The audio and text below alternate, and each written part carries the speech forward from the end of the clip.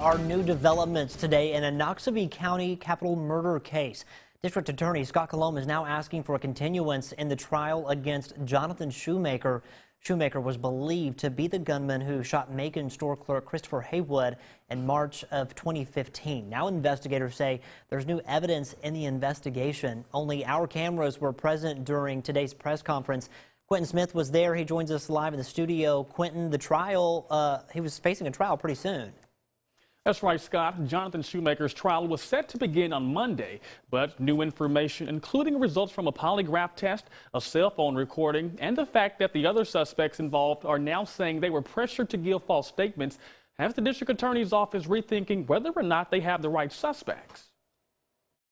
This is exclusive footage from 2015 when Jonathan Shumaker, brothers Justin and Joshua Williams, along with Elizabeth Reed, were all charged with capital murder in the death of Christopher Haywood at the local express store. This is video from the scene 4 years ago. District Attorney Scott Colomb says a key piece of evidence has now been revealed, possibly showing that Shumaker and the three others who were charged weren't involved. I'm not exonerating the three of them, but I am saying I am not in a position where I think it's in the best interest for the state of Mississippi to go to trial next week. That evidence is a recording that was discovered on Joshua Williams' cell phone. According to Colomb, the recording features a guy by the name of Freddie Hill, who was a witness in the investigation.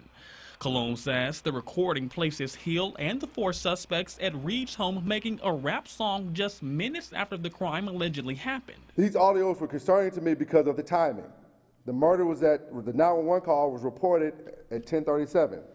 The first recording is at 10:42 p.m., 5 minutes after the 911 call. Colomb questioned the three co-defendants, and he says they admitted to lying to the Mississippi Bureau of Investigation about their involvement with the murder and admitted that Shumaker was with them the entire night. And this is what they're saying. I mean, I can't attest to the accuracy of this, but what they're saying is that after several hours of questioning, they told MBI that Jonathan Shumaker was involved because that's what they felt like was necessary to end the questioning, to tell them what they wanted to hear, and to stop the interviewing. The district attorney says all three witnesses who were interviewed have now recanted their statements, and at this time, there is no physical evidence connecting Shumaker to the crime. I got a voice recording at 10:42 where a witness says this person was with me 13 miles away from the murder scene.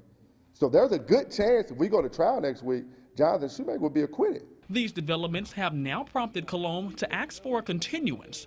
He'll hire a private investigator to look into the case and see if there's more evidence and possibly more people connected to the crime. For 4 years, I believe he committed the murder. And unfortunately, as I got new information, I wasn't able to ignore it. And so once I got that new information, I had to confront it and challenge myself as to what does the evidence actually show.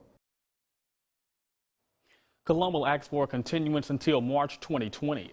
All four suspects will be released on bond, but they must wear ankle monitors. We reached out to Shumaker's attorney, Shane Tompkins. He says he is aware of the continuance, but did not wish to give any further comment at this time.